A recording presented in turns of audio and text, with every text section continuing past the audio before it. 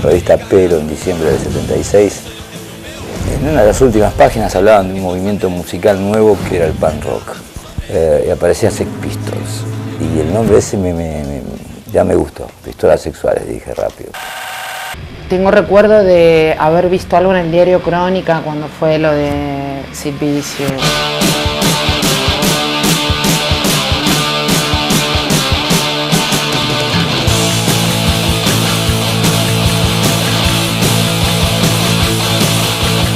Lo que hicimos acá en Buenos Aires es una relectura de lo que era el punk 77. Yo cuando digo relectura era que nuestra Biblia de los punks en ese momento, de los punks de Buenos Aires, era un libro español que se llamaba Punk la muerte joven. Vos lees el prólogo de Punk la muerte joven y dice, la definición del punk era lo que los jóvenes inconformistas hacían con el cheque del paro o el cheque del desempleo, en lugar de bancarse una beca de estudio, se compraban instrumentos, amplificadores y salían a mostrar su furia y su desinterés y qué sé yo, a través del rock. Yo te rebobino un segundo y voy a decir, cheque de desempleo, acá no había cheque de desempleo. Digamos, la cultura juvenil era quizá la misma, pero el hábitat era otro.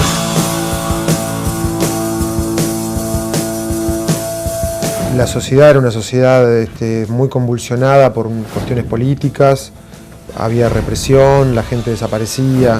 Sufrimos genocidios, masacres internas, desaparecidos, terrorismos de Estado, grupos que eran políticos que se llamaban a la clandestinidad y tomaban las armas. Después ahí, bueno, a mí me tocó la guerra de las Malvinas, yo no fui, pero por 2 días a mí me dijeron, bueno, soldado, usted va a saltar en las islas, y me dieron un fusil nuevo, me eligieron entre 100 y pico de soldados para ir a las islas, por ejemplo, ¿no?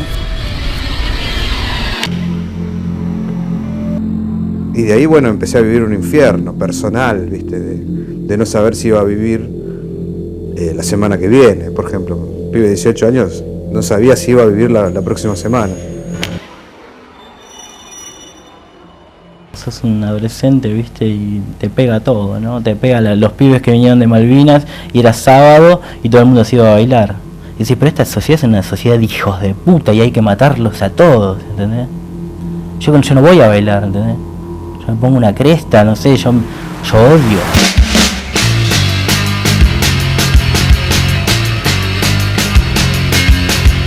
El mundo estaba muy podrido y lo sigue estando y lo va a estar más todavía. Pero en ese momento lo único que podíamos hacer era rebelarnos y éramos pocos. Todos tenían miedo, mucho miedo. En ese momento, que era una época muy oscura, si lo vemos ahora, era increíblemente oscuro. Veo a todos los demás, así ovejas que están escuchando esas músicas blandas que le dicen rock y no es rock. Hicieron un festival de las Malvinas, una aberración en nombre del rock nacional. Eso no es rock. El rock va en contra de un sistema. En lugar de ofrecer resistencia a eso, decían paz y amor, y había festivales de la solidaridad, festivales por la paz, todos hippies tirando flores al público, con los pelos largos, como que no pasaba nada. La gente decía, viste, hablaba como encubierto, ¿no? Por ejemplo, sobre Charly García decía los dinosaurios. Yo, ¿qué dinosaurios?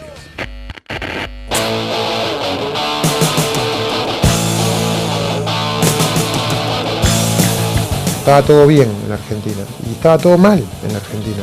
Y los que vieron eso fueron los punks. Hermosas tierras de amor y paz, hermosa gente y cordialidad, fútbol, asado y vino, son los gustos del pueblo argentino. Voy a pecar de pedante, pero me parece la frase más fuerte del punk rock en la Argentina. Con fútbol, con asado y con vino, panza llena, estamos contentos y felices.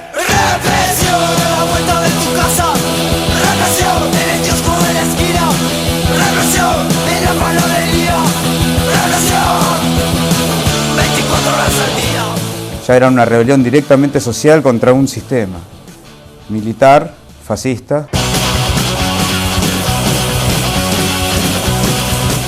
Nosotros arrancamos en restaurantes, en pubs, que no durábamos mucho por el sonido estridente, quejas de vecinos, celulares, patrulleros. Yo la viví muy de adentro porque, conocí a Harry B y a Sergio Gramática antes de llamarse Los Violadores, se llamaban Los Testículos. Empezaron a generar cosas así en el garage de la casa de Harry. Los Violadores fue un cambio de nombre de Los Testículos. Proto-punk argentino.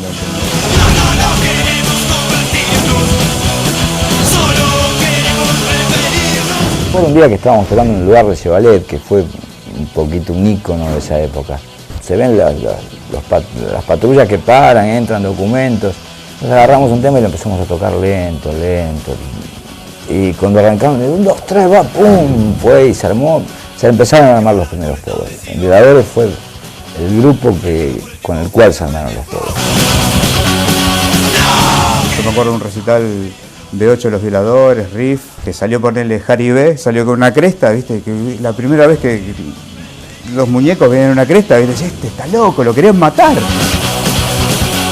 Él tenía una cresta roja, tardó 3 días en llegar a su casa, porque cada vez que lo metían en cana, se quedaba una noche durmiendo en la comisaría para averiguación de antecedentes, lo soltaban, caminaba 10 cuadras, lo agarraban de la otra seccional, lo metían de vuelta en cana por averiguación de antecedentes. Digamos, la estética tuvo mucho que ver, pero ¿por qué? El porqué de la estética, no de la moda. Como la idea del punk era esto de la posguerra y el culto a lo feo, a lo horroroso, digamos, el tema de lo postnuclear y todo esto, digamos, como una forma de pararse en contra de eso. Yo no sé si la ideología era estar en contra. En mi opinión era no estar a favor de las cosas que supuestamente le hacen daño a una sociedad. Detrás de todo eso estaba esto, la búsqueda de cada uno, de las personas. Quizás simplemente la posibilidad de ejercer la libertad de cada uno.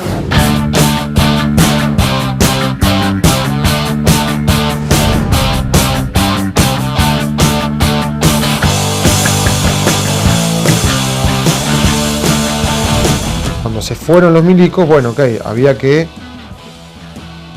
ver qué hacemos con los escombros.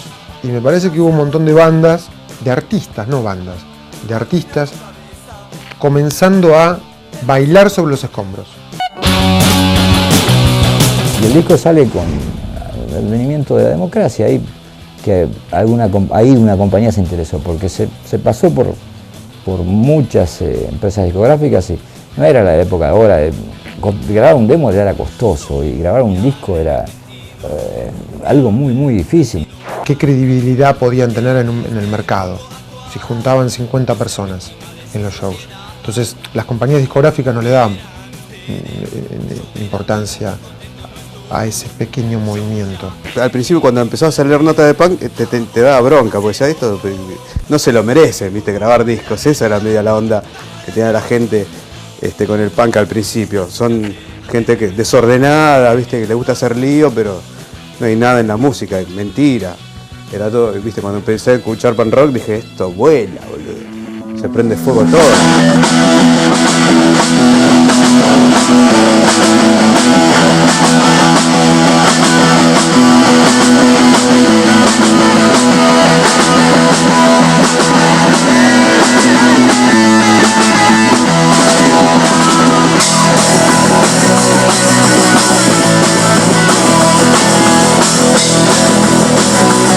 Hay un grupo llamado Los Laxantes y a nosotros nos ofrecieron un contrato, por ejemplo, para grabar un disco, como el primero de Los Violadores.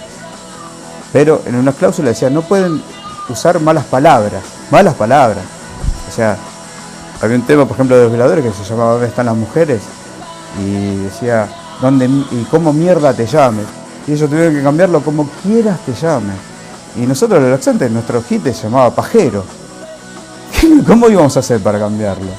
Entonces dijimos no.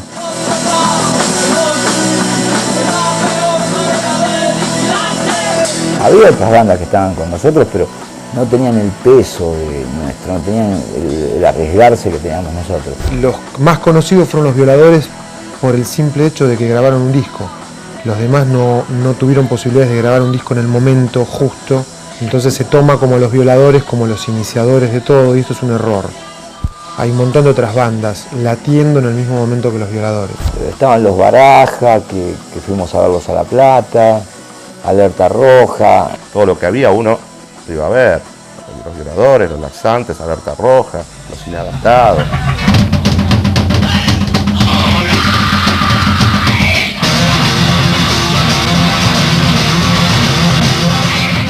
O sea, el punk siempre lo tomé yo como un arma de expresión para canalizar furia. Y realmente siempre fui un tipo sobre el escenario que demostró eso, nunca fui un abanderado de nada. Lo demostraba mi punkitud siendo a través de la música, siendo un tipo muy, muy furioso. Cuando vieron toda esa furia, le interesó a la gente de los Barajas, que eran platenses y demás, y se habían quedado sin cantante, o pensaban cambiar de cantante, y me llamaron. No te dejan ser vos en la escuela primaria, no te dejan ser vos cuando empezás a crecer, te ponen un dios, te mandan a la iglesia, no te dejan ser vos, no quieren tu evolución. Había problemas de conducta conmigo, de mala conducta, entre comillas. ¿Entendés? Entonces, bueno, ellos pretendían apuntar a otra cosa, que yo también, o sea, pretendía que la banda surja, ¿viste? El modelo en ese momento era sacar un disco como habían sacado los violadores, pero ni en pedo los Barajas iban a sacar un disco con semejante marrano gritando como gritaba yo.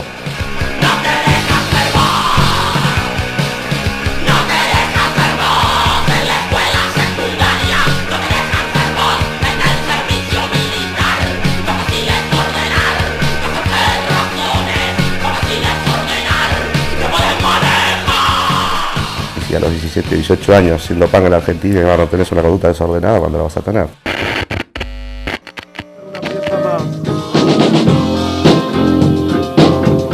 ¿Y vos? ¿No te querés entregar al fuego? Lo conocí a Martin Lingux, que estaba sumamente politizado e interesado en el tema, en la anarquía como idea y como cambio político, y bueno, estábamos muy entusiasmados y él pasó a ser el cantante de la banda, y ahí le pusimos Anarquía, un sentimiento incontrolable, y copiamos lo que hacía Million of Dead Cops, que era leer todos los recitales, leer un texto sobre alguna opinión que tuviéramos. Eran panfletarios. Yo me acuerdo de su cantante Lingux, que salía así con papeles a tirar data, ¿no? Sobre todo sobre la represión, sobre desaparecidos, sobre los derechos, ¿no? de la individualidad, ¿no? El derecho a ser uno, ¿no? Así es. Recuerdo que tengo el sentimiento de controlado. Bueno, el anarquismo es algo que te nace o no te nace. El anarquismo, la relación del punk rock con el anarquismo es auténtica, es total y es absoluta. No existen reglas, no existen rótulos, o sea, vos hoy me decís es punk, pero en ese momento nadie se autodenominaba punk. Nadie se es más, si vos lees reportajes de esa época, se estaba en contra de eso. O sea, no hay rótulos, somos personas realizando un movimiento cultural que nace y crece y nada más. Y morirá cuando tenga que morir.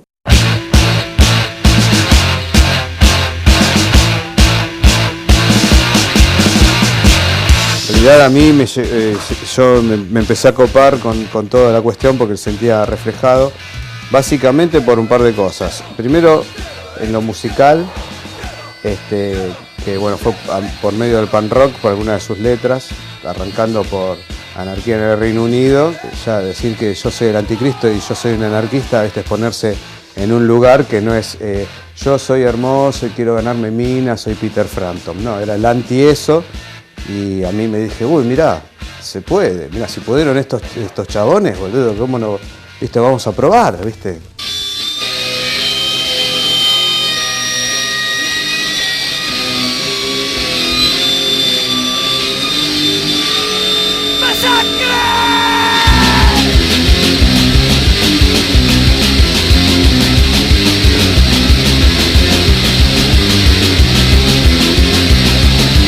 Nosotros nos preguntan, ¿por qué se llaman Todos tus muertos? Y porque acá en Argentina hubo 30.000 desaparecidos y vino el Papa con la encíclica totus tus, y digo, totus tus, ¿qué? Todos tus muertos, ¿viste? Si era así, venía a bendecir las armas, venía a bendecir el turno. Hay gente mentirosa, gente policía, gente de mierda. Era algo, y creo que a la gente le pasaba lo mismo, ¿no? Porque sí, en muy poco tiempo pasó a liderar el movimiento. Vos fíjate, y si te vas a archivos de esa época, inclusive en esa época ya salió Rock and Pop, ya salió el CIDE Clarín, y todo, vos fíjate que casi todos coincidían en lo mismo, no nombraban a los violadores como líderes del alternativo, del under, sino a todos tus muertos. Es un momento de mucha actividad punk porque abrió el lugar para cultural y eso fue muy importante porque ahí Omar dio todo el espacio para que los punks fueran. Y fue como un gran ditela. Pienso que cada tantas décadas aparece algo que revoluciona todo porque fue el gran semillero donde absolutamente todas las tribus inundaban el lugar y no había división todavía. A partir de eso empezó a haber como divisiones.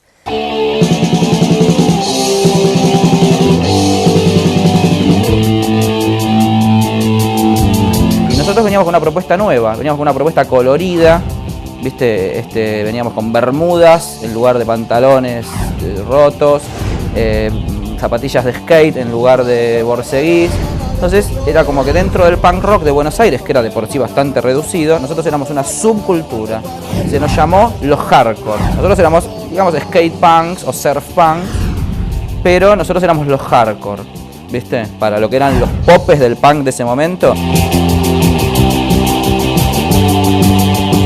El primer recital que vi en mi vida, Masacre, ¿viste? Y skate rock, que era la rampa de ciudad, estaba empezando todo. Mis primeros recitales era una incertidumbre total, yo era muy chico, mis amigos éramos muy chiquitos. Y nosotros salíamos con un himno llamado Punk is Dead. ¿Qué quería decir Punk is Dead? Que el punk había sido ya para ese momento tan manoseado y tan pasado por los medios, mirá lo que sería ahora, ¿no? Pero bueno, en ese momento, año 86, había sido tan manipulado por los medios, por la media y por la cuestión comercial. Y bueno, y el público que en ese momento empezaba a crecer, le decías Punk is Dead y se sentía tocado. Me decía, ¿cómo? Lo mío, a lo que llegué hace 15 minutos, me decís que está muerto. Y bueno, flaco, ¿qué querés?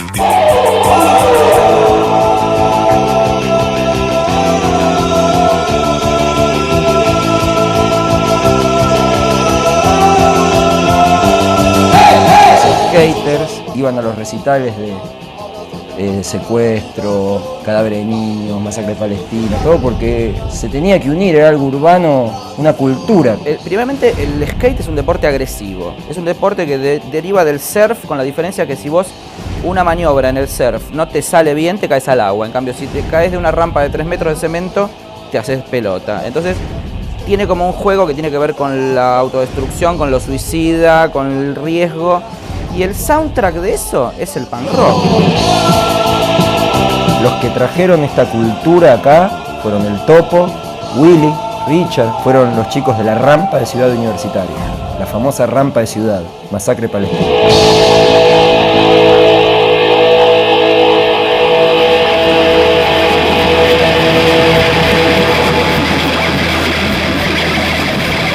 En esa época existía Radio Trípoli, y que fue como el primer sello independiente grande en ese momento, que era el que le daba una oportunidad a los músicos a poder darse a conocer, y porque los sellos grandes no estaban interesados en las bandas pequeñas aún. De hecho, no les era económicamente redituable todo eso. Entonces había muy pocas compañías y pocas alternativas para poder, la gente que le gustaba la música nueva, poder darse a conocer.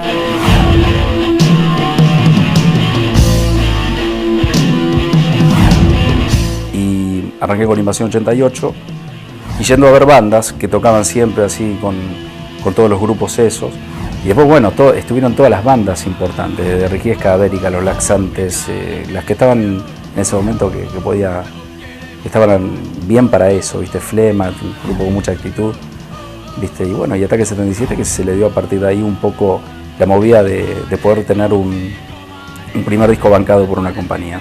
Agarramos y lo bancamos de una y hasta que funcionó. Ese disco pegó porque ese disco tiene Caminando por el Microcentro, que es el tema de Eda. Hay una bomba en el colegio, No te quiero más. El acercar algo popular como lo es el fútbol, también, en el caso de Boca, de ser una de las primeras canciones que le dedica un grupo de rock a un equipo, en este caso Boca, también fue importante.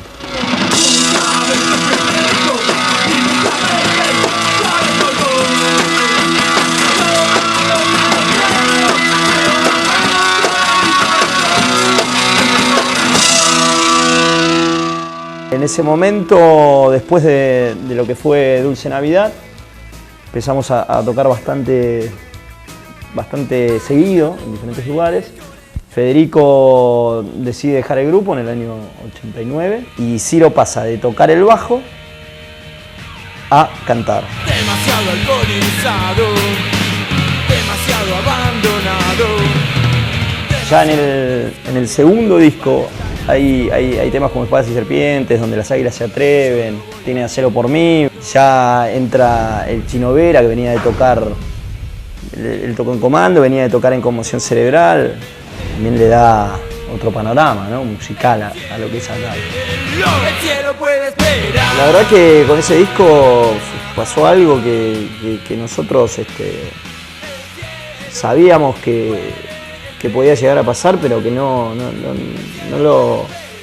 lo percibíamos en ese momento. O sea, el grupo creció mucho más de lo que también pensábamos. O sea, Hacelo por mí fue un tema que empezó a sonar y a gustarle a todo el mundo, desde los adolescentes, nuestro público, hasta una ama de casa.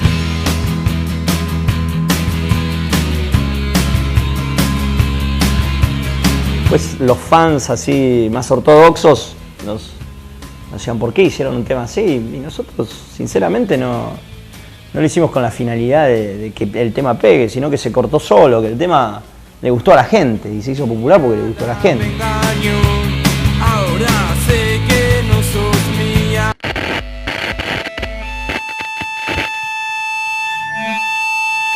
Ataque estaba en un bajón artístico muy importante después del gran éxito de Hacelo por mí.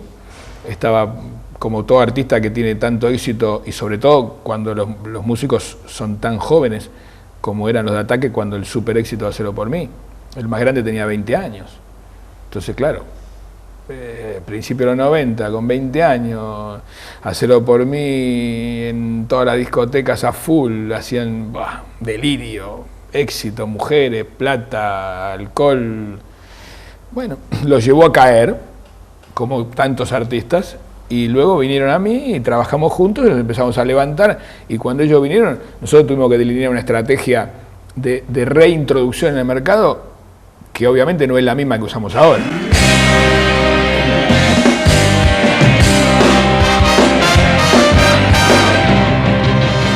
Todos los discos que publicamos de Ataque son todos discos de oro y discos de platino. Soy madera que ya no se enciende si me falta tu mirada. O sea, manteniendo la energía y el hecho de divertirnos arriba del escenario y la química que se produce entre los cuatro cuando subimos y esa adrenalina que está en Ataque, que sigue.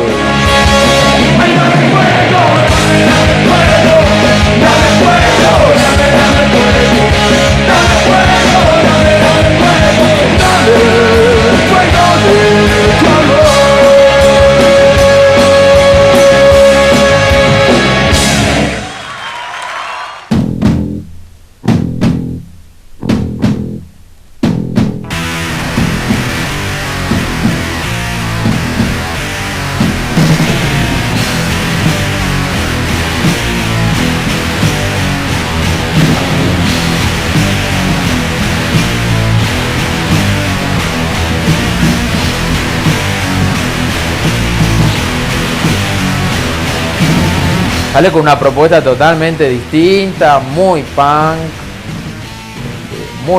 punk cabeza, o sea, destroy, drogas, alcohol, descontrol. En esa edad me identificaba como que era, viste, eran malos, ¿viste? Hacían quilombo. No, ni pensaba en la droga porque no sabía lo que era, ¿me entendés? pero sí que eran, viste, así que rompían todo, viste, una cosa así me gustaba. Cuéntenme en un cacho, loco, porque yo no los conozco bien. Ponete acá. ¿Qué onda hacen ustedes? Onda 600 a la noche. Onda descontrol.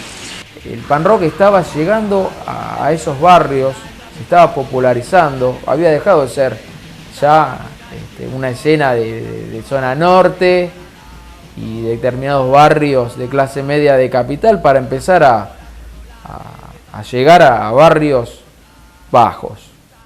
Lo que nosotros queremos hacer es hablar de lo que pasa en la calle. Nosotros en la letra decimos eso, todo lo que es lo callejero, ¿entendés?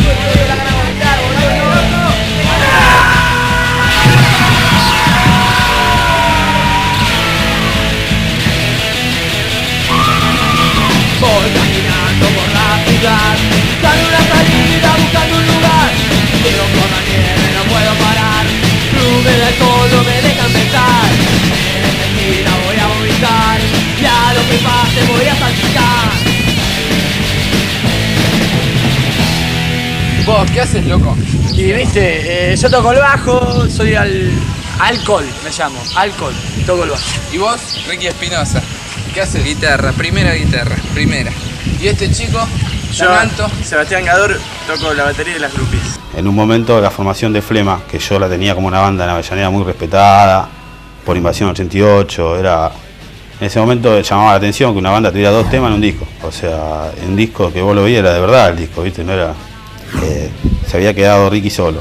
Se había ido de a poco toda la formación de que era Invasión. Los primeros shows que yo toqué, estaba el recuerdo, era como que había cambiado la generación de punk que iban a ver a Flema del 87, 88, pero es como que era un público que le habían hablado de Flema, que venía y no reconocía a los integrantes porque veía a Ricky que tocaba la guitarra, estaba cantando, ¿me entendés? Yo que era un pibito había debutado, tenía una formación nueva. Ya para mí fue otro Flema, empezó otro, ¿me entendés?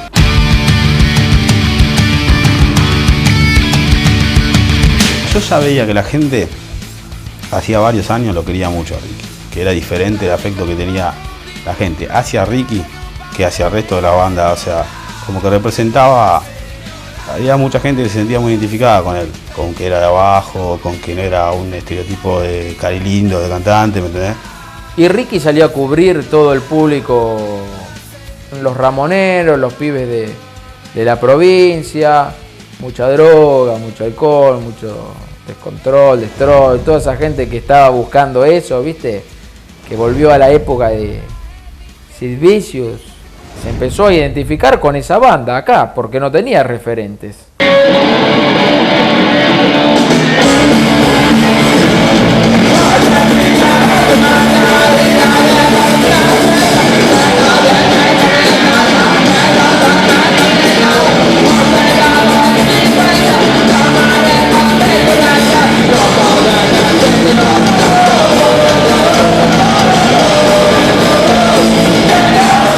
Y ya en un momento aparece una propuesta de un sello también nuevo.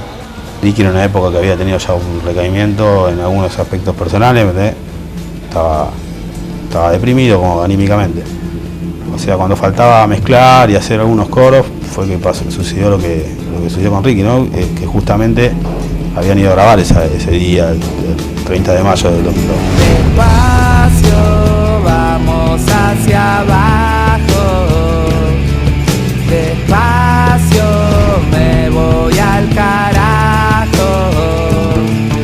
Despacio, vamos hacia abajo. Todo esto es una mentira. No se piense que toda la gente se droga en el mundo. Se drogan los que tienen cerebro para pensar. Y los que no tienen cerebro para pensar, es unas pastillas por acá y se le mueren los hijos. Despacio, me voy al infierno. Pero en aquel momento lo creíamos. Lo creíamos y lo creíamos. Ya no tengo futuro, yo me voy a morir mañana. Yo con huevo todo, no creo más en nada, no tengo padre, no tengo madre, no quiero a nadie. Éramos muy así, me parece, medio extremos.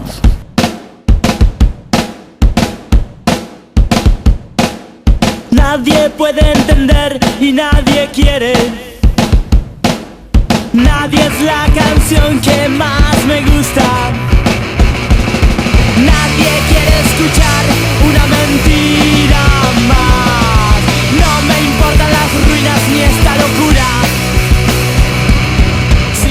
te digo que después me descubro, o ahora actualmente que soy más grande, que soy mayor, me doy cuenta que el No Future fue un negocio para muchos, porque para ellos sí había futuro.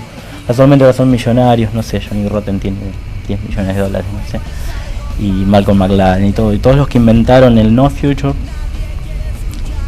tenían mucho futuro, pero mis amigos están todos enterrados, ¿entendés? Yo no tengo amigos de mi edad.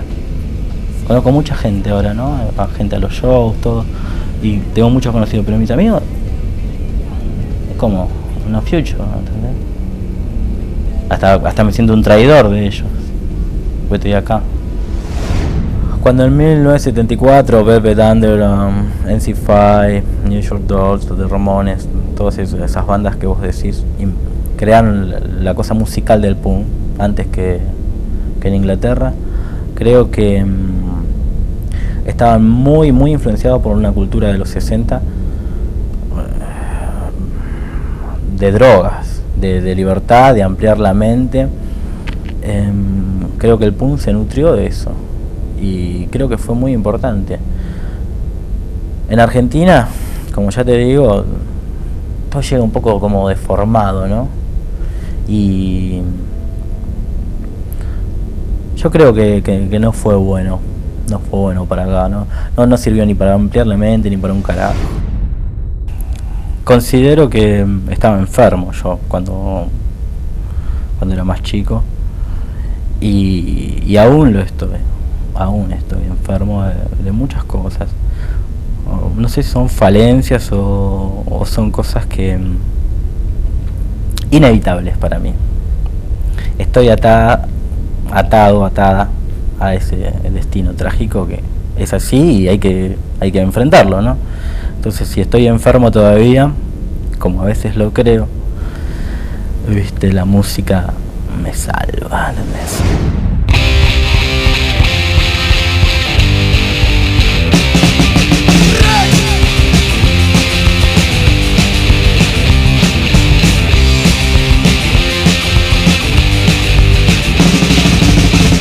La primera fecha que tuvimos fue en el año 89, fue en invierno, justo era el traspaso de Alfonsín a Menem.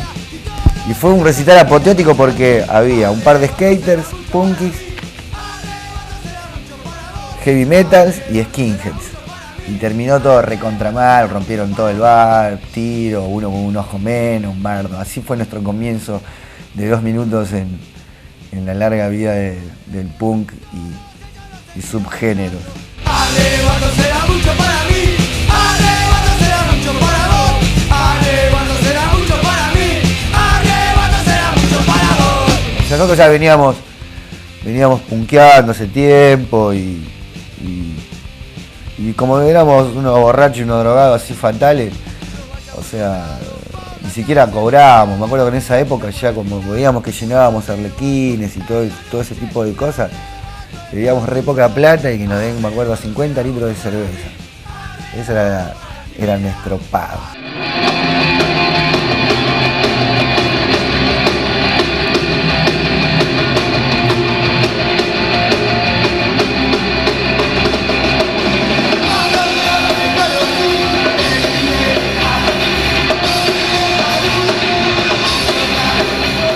O sea, quedó muy claro de que nosotros somos una banda que salió de un barrio del sur de Buenos Aires, Valentín Alsina. Quedó muy claro que nos cabe el alcohol y las drogas, no nos cabe la policía ni los políticos. Lo nuestro es más una cuestión musical que ideológica. Gracias. De lo que eran los violadores en un momento, acá pasaste a cosas como Ataque 77 o 2 minutos, que eran, sobre todo los 2 minutos, que eran otra realidad distinta, ¿no? De lo que era el barrio y lo que era estar sin nada que hacer en el barrio. La época menemista me pareció absolutamente nefasta, por ejemplo. Muchas bandas lo reflejaban y muchas otras, que la gran mayoría no estaban realmente interesadas en decir nada. En la etapa de los militares, sobre todo al final, ya había una especie más de compromiso mayor, porque lógico, ahí ya había muertes, había represión, había violencia, no era tan lindo el panorama, entonces inevitablemente se reflejaba en las letras.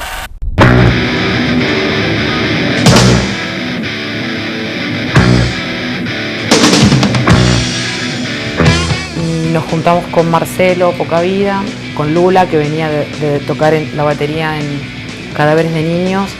Bueno, nos juntamos con ellos a hacer cosas como medio viejas, a renegar del punk, en realidad eso hicimos. Para nosotros el punk era otra cosa y estaba siendo destruido, lo veíamos en toda la camada de punks así re primitivo, tonto, que había salido, solo emborracharse, escupir a la gente y cero de contenido. Para nosotros era dramático. Mientras las chicas me desnudan en el cabaret Cristina, el precio del alcohol me confunde pero calma mis heridas. Sabía, sí, yo lo sabía, por eso se corría ese cabaret. Sí, no, al principio cada vez tuvo una gran confrontación con la gente. O sea, para los punks éramos demasiado glam, éramos putos. El 99% de las reacciones eran agresivas, ¿viste? Hacia la banda porque no se lo bancaba a la gente. No se bancaba. Una actitud así bastante ambigua a nivel sexual, un juego con el cuerpo bastante peligroso, ¿viste? Un revolcarse, un ponerse en bola, un rastrear, algo así, bueno, pero loco, es un recital de punk rock, como puede ser, pero bueno, eso le daba por las bolas a la gente, y yo jugaba con eso, lo llevaba al límite, entonces pues a veces nos han cagado a trompadas, o pasamos cosas.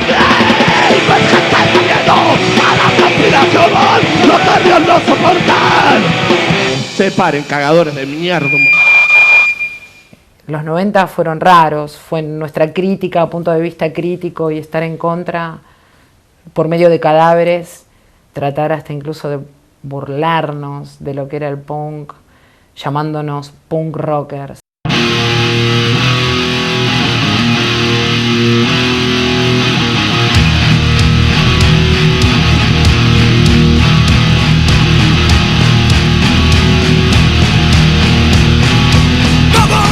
Y bueno, es un poco, el hardcore va llegando como por una evolución musical. Uno siempre, creo que la mayoría de la gente que escucha hardcore empezó escuchando bandas punks, después empezó a escuchar por ahí un poco más de lo que fue el thrash metal, y se fue mezclando todo eso hasta que descubrimos que existía una música que fusionaba esos dos estilos que tanto nos gustaban, que era el hardcore. No había un público por ahí preparado para nuestra propuesta, entonces al principio costó bastante. Íbamos a tocar a un recital y tocamos con dos grupos punks y un grupo de thrash, y el público era muy cerrado, muy acostumbrado a escuchar esos dos tipos de música. Nos veían a nosotros y quedaban un poco descolocados, no entendían, estos pendejos, éramos chiquitos, estos pendejos con gorrita, ¿qué van a hacer?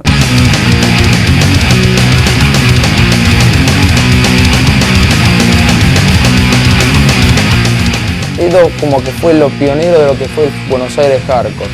Un par de años después sale, me acuerdo que fui a ver el debut de Dag. El debut de Dag fueron 2 temas porque terminó el recital ahí.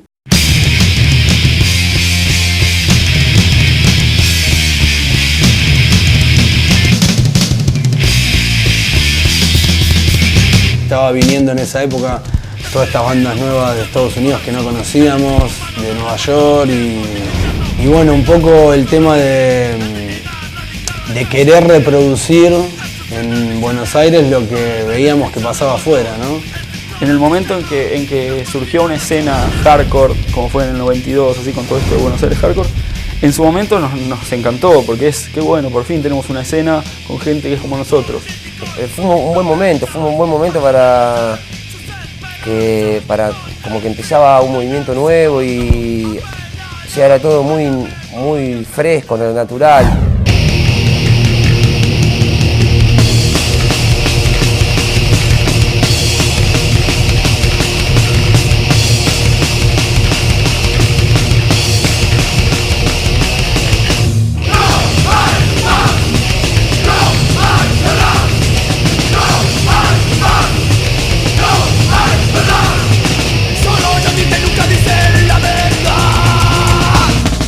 Y después empecé a ir a MacArthur, que era un pub donde tocaban bandas de hardcore y se estaba gestando todo lo que era el Buenos Aires Hardcore, ¿no? DAC, BOD, NDI, que fue una banda que me marcó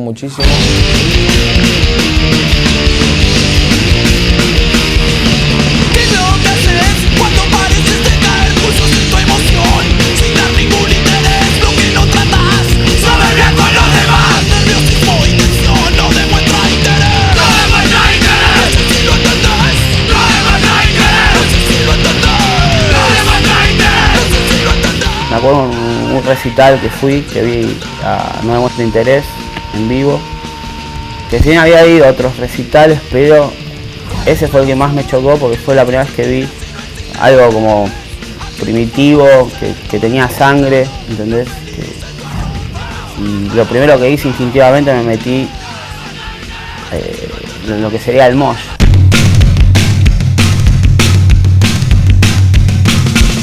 Me metí ahí y es como que me empecé a relacionar cada vez más con todo, hice un montón de amigos y terminé tocando.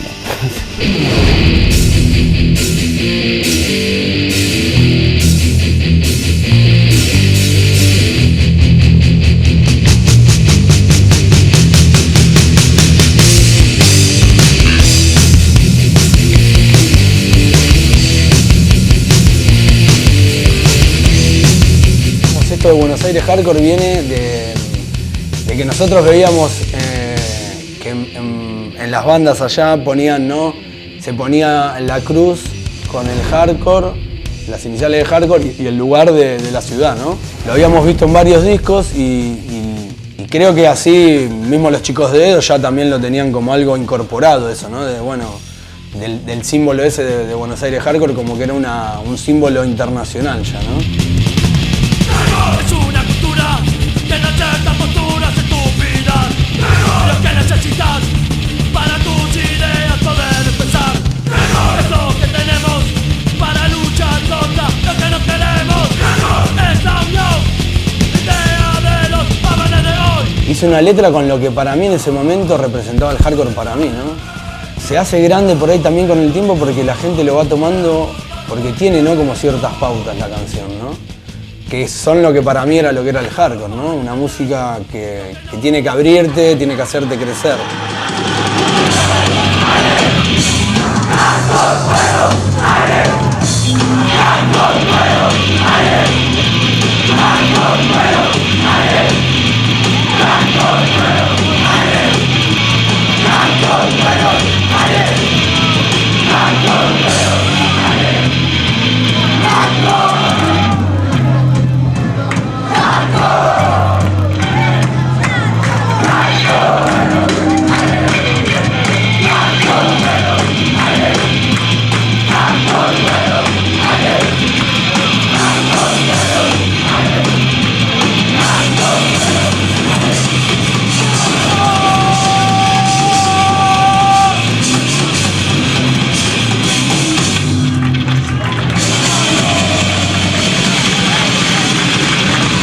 El hardcore es un movimiento que habla sobre el poder de la expresión de lo que es el ser humano, de un movimiento de ideas.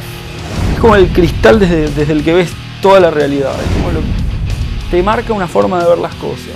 El hardcore en general yo creo que da un mensaje en el sentido de luchar contra los que nos opresionan, de luchar por algo, digamos, por algo distinto y de decir todo lo que tenemos adentro. El mensaje yo creo del hardcore es así, es un puño, es algo directo, ¿entendés?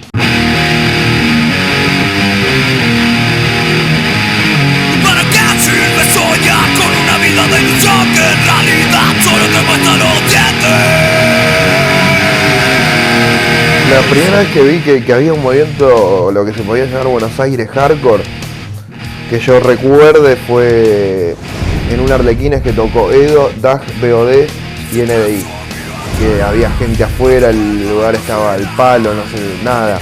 Y dije, mirá, boludo, estos pibes metieron 1200 personas. Los amigos de uno, los amigos de otro, se fue llenando, los recitales en zona cyborg de chiquititos, pasaron a Arlequines, más grande, eventos, shows y bueno.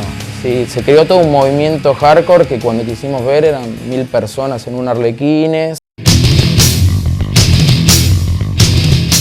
En Mentes Abiertas yo creo que fue un compilado que, digamos, marcó una etapa así, totalmente. Fue el inicio tal vez un poco de toda la movida, fue una manera de dar a conocer un montón de bandas de una manera totalmente independiente porque tal vez no había sellos o muchos sellos Mentes Abiertas salió así como algo nuevo, digamos. Frostbite también era una alternativa. A partir de que sale Mentes Abiertas, que fue como un puntapié inicial, hay como también como una explosión, ¿no? De banda, de gente que viene a los recitales, como que todo se empieza a expandir mucho más, ¿no?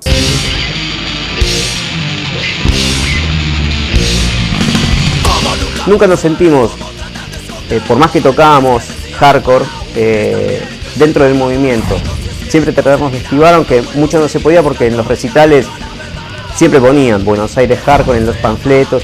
Estas bandas son de Buenos Aires Hardcore, o estas bandas no, o vos sos de Buenos Aires Hardcore, o no sé, había como que en un momento como que la gente te metía dentro de algo que, ¿no? Como que también en esa época apareció lo de positivo, ¿no? En ese momento en Buenos Aires estaban como los hardcore positivos, los hardcore negativos. El hardcore positivo era como el hardcore antidroga. Había como un emparentamiento muy grande entre la autodestrucción en cuanto a drogas y el punk. O sea, ser punk era sinónimo de ser autodestructivo. Un día vino un punk y me dijo, ¿vos sos positivo? Yo dije, yo sí. Porque en esa época yo pensaba en positivo, pero no me consideraba que el ser positivo era un movimiento. Me considero todavía una persona positiva. Sos un zombie más, producto de la droga. Sos un muerto vivo que no piensa ni raciona. El movimiento Stray se genera a partir de un grupo, Minor Threat en Washington, que dicen, más o menos lo que salieron a decir era, bueno, nosotros somos punks, pero no necesitamos estar autodestruidos para ser punk, no necesitamos hacernos daño para poder ser punks.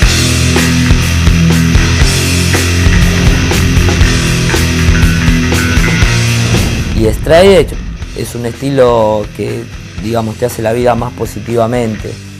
Es una forma también de luchar por lo que nos quieren imponer. Hay un montón de cosas que la sociedad usa para tenerte controlado y tal vez vos te pensás que haciéndolas estás en contra de la sociedad, pero si la ves de otra óptica tal vez te das cuenta que esas herramientas son las que usa la sociedad para tenerte un poco así más controlado. O sea, se seguían los postulados de un líder que fue el que inventó los DDs, que era Ian MacKaye, que en ese momento tenía una banda llamada Minor Threat, después hizo Fugazi, ya con Fugazi el tipo era más abierto, un poco más libre, pero cuando eran Minor Threat eran como más moralistas y bastante estrictos, ¿entendés? Entonces eso, imagínate, llevado a un país donde somos todos hijos de fascismo, digamos, somos, o sea, acá en la Argentina somos sucursal del musolinismo, del franquismo y del hitlerismo, ¿entendés? Es jodido de hacer una cosa media estricta.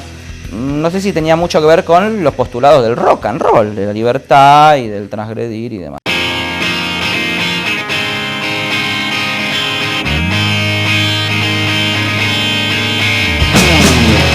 Dentro de Buenos Aires Hardcore vivimos una etapa transicional, porque nosotros de chicos, cuando empezábamos a tocar, incluso antes de tocar, consumíamos lo que era el germen o el génesis del hardcore. Escuchábamos todos los discos de Minor Threat, todos los discos de Bad Brains, pero cuando empezamos a tocar lo ejercimos durante un tiempo muy corto, que es cuando estábamos ahí en conjunción con el Buenos Aires Hardcore. Ya al toque, cuando empezamos a involucrarnos más con la psicodelia y con la cuestión de San Francisco y de lo que venía previo al punk y la New Wave, que era el hipismo, nosotros, como investigativos que éramos siempre, dijimos, está bien, me encanta Dead Kennedys, pero a ver qué había antes, y un cachito antes de Kennedys había, no sé, la New Wave, y un poquito antes era el hipismo, Grateful Dead, Jefferson Airplane, la psicodelia, los últimos coletazos del hipismo. Entonces nos empezamos a enamorar de eso, ya no éramos fieles 100% a los postulados de Ian MacKaye, sino que ya queríamos ser más libres, y es cuando empezamos a ser progresivos y cada vez más amplios y cada vez más abiertos. Entonces el Buenos Aires Hardcore dijo, ¿qué hacen esto con los pelos largos? ¿Viste? Con la psicodelia, qué sé yo, eran siempre incomprendidos como siempre. Entonces dejamos de pertenecer a ese gueto.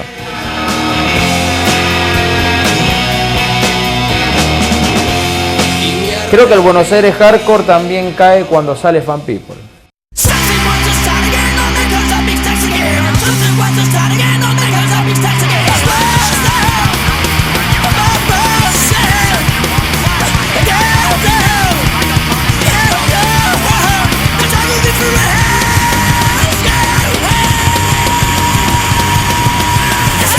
Creo que el golpe fue que sale Fan People con una propuesta totalmente distinta y diferente, totalmente de imagen, de ideas, de música. Now it's the girl that your girl don't have anything.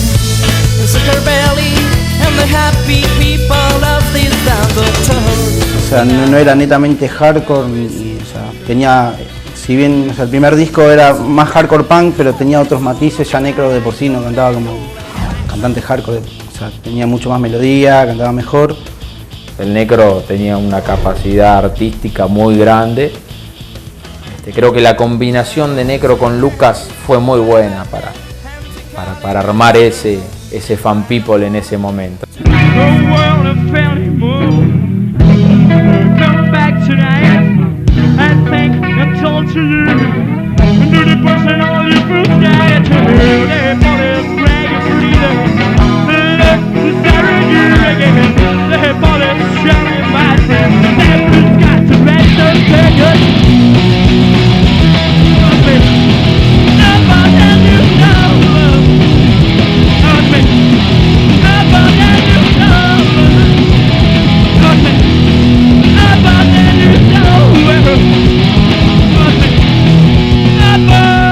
El primer disco fue un discazo, porque escuché la fuerza que tenía en vivo, me hacía acordar a lo bueno que era el disco de No Muestra Interés, Extremo Sur, o sea, un discazo.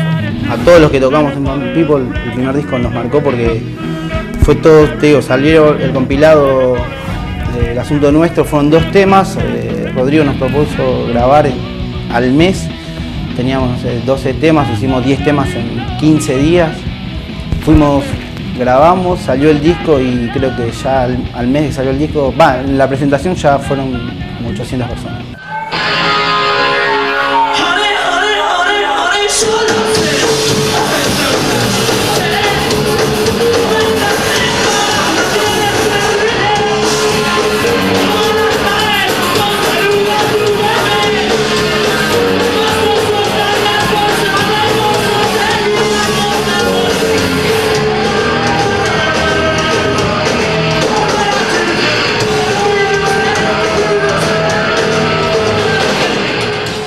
Y viene algo que le ayudó muchísimo a Fan People, que era que yo trataba de meterlo en el nuevo rock argentino en ese momento.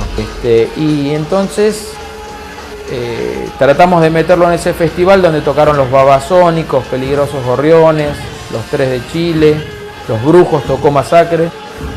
Yo creo que ahí sale el embrión de lo que fueron después los alternativos y todo eso, que creo que explota con el otro yo más que con Fan People. A medida que van pasando los años, vos vas grabando discos, es como que el negocio de la música te va absorbiendo y como que uno tiene que ser consciente de eso y no olvidarse de su esencia, que la esencia por la cual yo empecé a tocar era porque quería vomitar arriba del escenario todo lo que sentía.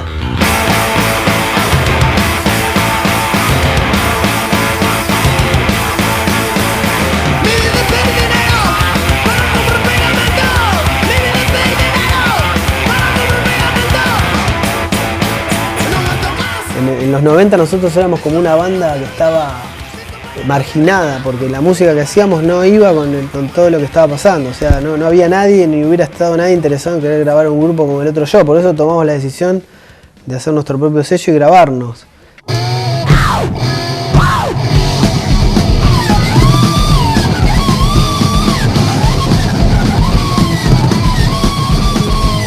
Creo que en una época a nosotros nos vendieron que era lo que yo detestaba, que el músico tenía que ser colgado, ¿viste?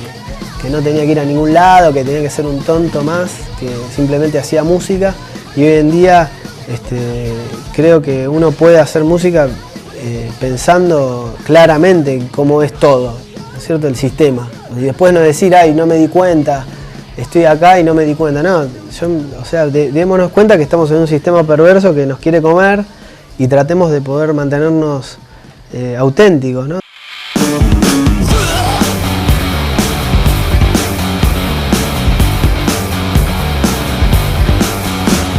En los 80 había muchos grupos que estaban esperando que los sellos los descubrieran, ¿no? Y por eso me da pena, porque hay muchas bandas muy buenas que quedaron en el camino que no pudieron tener su primer disco. Creo que un poco como que en los 90 los grupos es como que no esperaron eso. En mi caso, por ejemplo, fue así. Como que creo que eso fue una de las cosas que cambió. Creo que el hacerlo vos mismo, de que decía o que se hablaba desde el punk rock, realmente fue real y los grupos se comenzaron como a forjar su camino, ¿no? Con toda la etapa menemista y el derroche loco y el 1 a 1 se tenía acceso a absolutamente todo. Todo el mundo sacó su disco, todo el mundo compró discos que antes no podía comprar, o instrumentos, todo el mundo se equipó de algún modo u otro. Una fiestacha que ahora la estamos pagando, ¿verdad? Pero bueno, en aquel momento sirvió al menos para eso. Por una cabeza de un noble potrillo que justo en la raya anda floja de llegar. En realidad nosotros empezamos a tocar en el 90, hicimos recitales donde pudimos y creo que a los 2-3 años nos pusimos, o sea, bueno, ya estábamos como tocando en lo que era la escena punk y hardcore de acá de Buenos Aires. Fue como, no sé, la última banda que entró dentro de esa generación, un poco de 2 minutos y ataque y qué sé yo. ¿No ves cómo es? Loco, vos sabés cómo es, que no lo baja. Acá nadie le va a pegar a nadie, ¿está todo bien?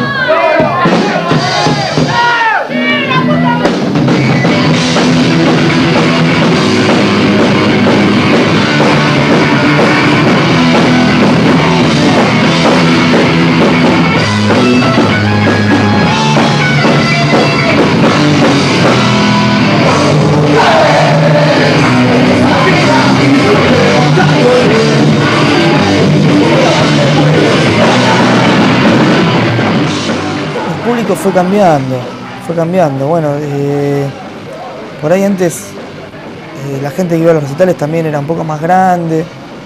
Es como que los pibes empezaron a ir de más chicos a los recitales.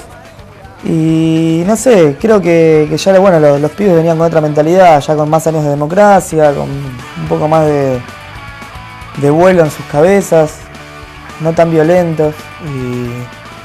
Y creo que está bueno. Se convirtió, bueno, ahora por ahí ya estás un poco naif, pero si me vas a elegir, prefiero ahora. Y veo como que hay una comunidad un poquito más copada que antes, que en cuanto a diferencia de grupos. O sea, veo una coexistencia más grosa entre strays, punks, hardcore. Es como más variado ahora. No hay ese prejuicio de que si no sos punk o no sos hardcore, ¿qué haces acá? O sea, si no tenés la cresta, ¿qué haces en mi recital? O si no tenés la X, o si tenés la X pintada, ¿qué haces en mi recital? O si está vestido de tal manera, ¿qué haces acá?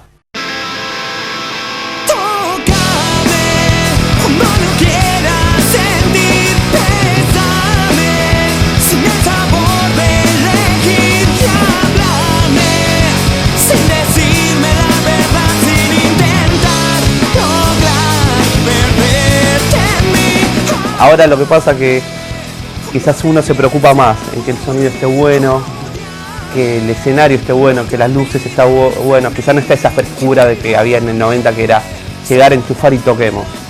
Ahora es como que uno se preocupa que el lugar esté bueno y que la gente vaya y la pase.